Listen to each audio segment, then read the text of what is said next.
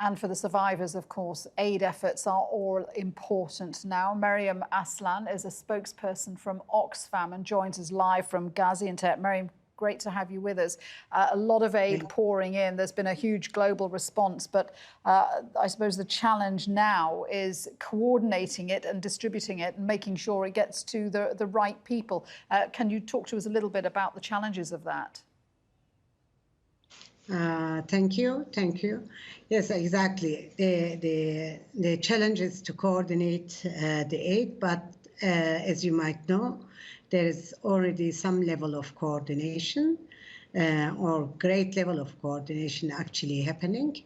If you know about the disaster platform that was built in 2020 after the Elazığ earthquake. So 27 civil society organizations have come together and organized their efforts, and they are organizing not only as civil society, but they are organizing also with AFAD and municipalities, where they are collecting the aid in a central place, and then they are trying to distribute it from there to all the disaster areas. In all disaster areas, there are warehouses to where this aid comes. This is food and non-food items, and they are distributed. So for the first basic needs, for meeting the basic needs, there is some level of coordination happening. But of course, I mean, in every disaster, there is a coordinated aid and there is uncoordinated aid. The people have been across Turkey very responsive.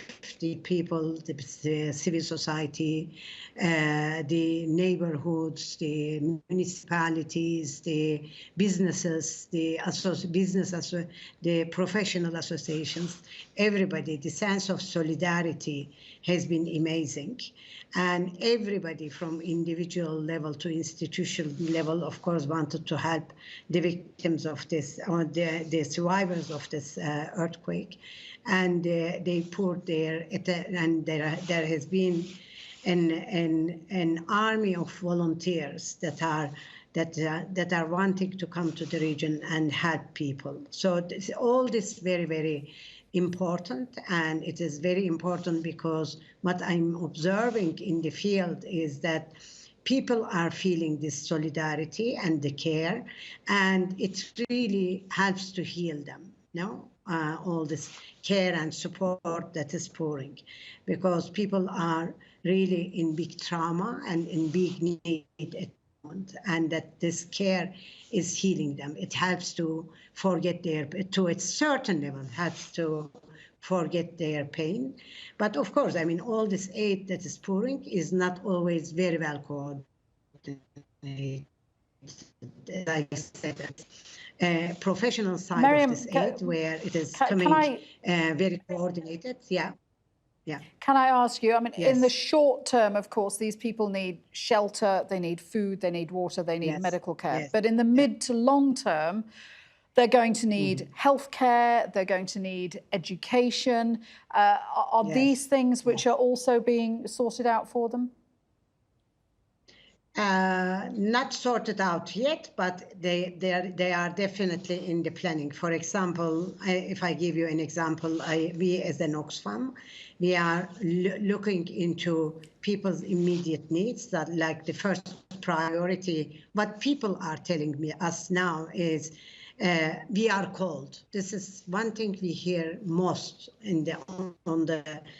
from people. We are cold, so they need shelter, they need heater, they need blankets, they need a roof on top of their head. No, I mean, this is one of the most urgent thing. And then the second most urgent thing we are hearing is that people need psychosocial support. They tell us that we don't feel well. Our pain and our losses are very big, and we need psychosocial support. So these are immediate things that needs to be attended, no? And there are other things that you need to take measures to control the spread of disease. You need to think of food, etc. But beyond that, for example, what we are looking at is reconstructing livelihoods of people. I mean, this is going to be extremely important. If you go to Hatay, you will see that all the supply chain at the moment is broken, no?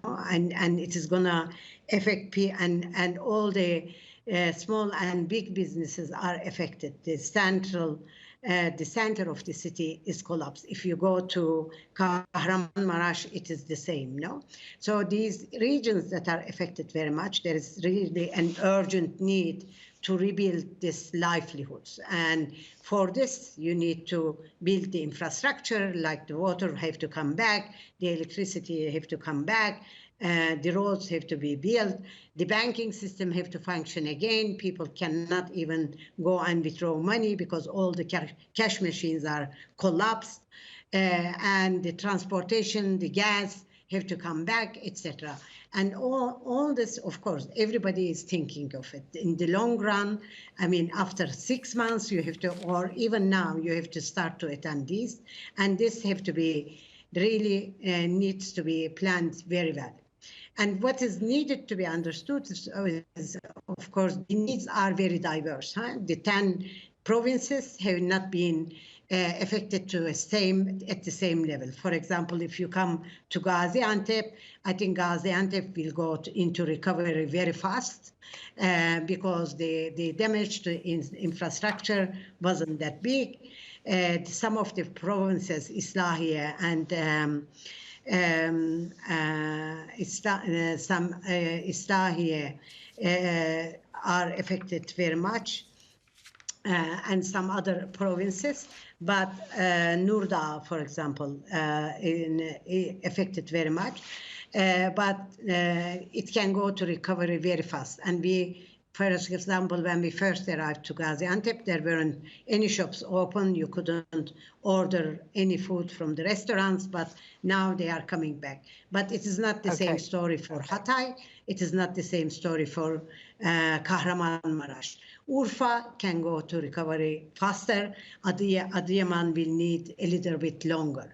So I think the good thing is that in the region, there are some cities that can go to recovery faster, and then they can host some people from the most affected regions, while those regions infrastructure are being built, and then they can also supply this region with needed supplies, no?